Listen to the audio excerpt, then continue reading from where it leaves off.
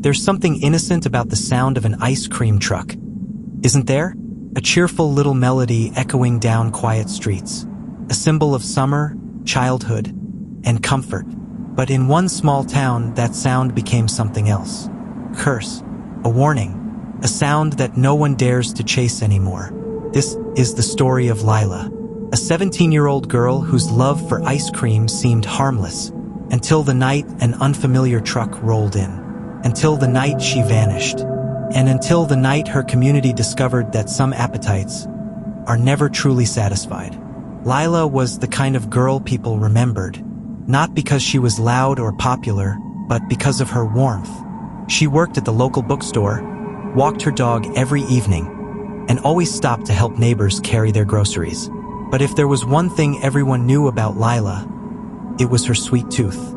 She loved ice cream, chocolate, strawberry, mint. She never turned it down. But her favorite was vanilla, plain and simple. She claimed it was comfort in its purest form. Kids laughed when she sprinted barefoot down the street to catch the truck. Adults shook their heads, but she didn't care. That girl would chase ice cream to the ends of the earth, her father once joked. And maybe he was right. It happened in July. The air was heavy, clinging to skin like a damp cloth. That night, just after sunset, a strange melody echoed through town. At first, no one paid attention.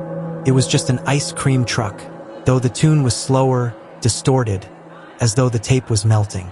But when the truck rolled into view, people stopped and stared. The vehicle was old. Its white paint was flaking, the words ice cream barely legible. Rust gnawed at its edges, and the cartoon cone painted on the side was stretched and warped. The driver wasn't their usual man. This one was tall, too tall, thin with limbs that seemed a little too long. He wore a cap low over his face, and when he spoke, his voice carried an unnatural echo, like two voices overlapping. Lila should have walked away. Everyone else did. Parents pulled their kids inside. Dogs barked from porches. But Lila? She smiled, dug out her coins, and stepped forward. He handed her a cone. Vanilla, her favorite. The first lick was wrong. Sour, metallic, syrupy sweet, clinging to her throat. Her smile faltered. The streetlight above her flickered. Shadows seemed to thicken, curling at the edges of the sidewalk. Neighbors later swore they saw her stumble, ice cream dripping down her trembling hand. Her eyes glazed, her body shuddered like she was caught in a fever. But no one helped her. No one thought it was serious. That was the last time anyone saw Lila alive. Her disappearance rocked the community. The police were called. Search parties combed the woods. Posters covered every corner of town. Her mother barely slept. Her father stopped going to work. But the ice cream truck? Gone. Like it had never existed. Days turned into weeks. Rumors spread. Some said she'd run away. Others whispered about abduction. A few swore they still heard the warped jingle late at night, echoing faintly in the distance.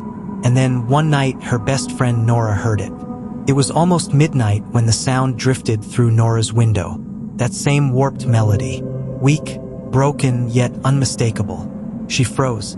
Every instinct told her to stay inside. But grief makes you reckless. And somewhere deep inside, she thought, maybe Lila would be there. So she followed it. Barefoot, clutching a flashlight, she walked into the woods. The music grew louder, then softer, pulling her deeper until at last she saw it. The truck. Its headlights flickered, casting pale beams across the clearing. The jingle stopped abruptly, leaving only the rasp of its idling engine. And the freezer door hung open. Nora stepped closer, her flashlight trembling. Inside the freezer were dozens of cones, perfectly shaped. Frost glittered on their surfaces. But something was wrong. Each cone held something inside, scraps of fabric, shoes, jewelry, keepsakes from children who had vanished decades ago. Her stomach twisted when she saw it. A bracelet, Lila's bracelet. Then she heard it. Nora. The voice was faint, fragile, echoing from inside the freezer. It's so cold. Please, don't eat it. Her blood ran cold. She reached into the freezer. The moment her fingers brushed the frost, the cones began to crack. First it was faint, then louder, splintering, and then faces began to push through the ice. Children's faces, eyes wide, mouths open in frozen screams. Their hands clawed at the surface, reaching for her. And there, among them, was Lila, her skin pale, lips blue, her eyes desperate, pleading. Nora choked back a scream. Suddenly, the freezer slammed shut with a metallic bang that echoed through the trees. The truck roared to life. Its headlights burned brighter, blinding her. The jingle started again. Faster now, frantic, like laughter warped into static. The truck lurched forward. Nora stumbled back. Her flashlight cut across the driver's seat. Empty. There was no one behind the wheel.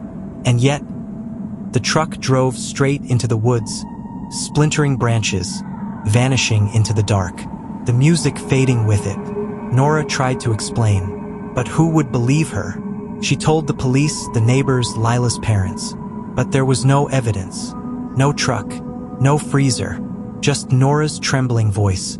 Some said she was hallucinating from grief. Others whispered she'd seen a ghost. But Nora knew what she saw. And some nights, when the air is heavy and the streets are quiet, she still hears the jingle.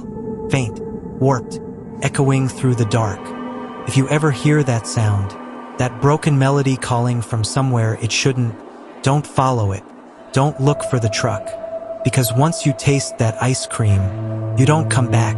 And if you listen closely, just beneath the music, you'll hear her voice. Don't take the last scoop, please.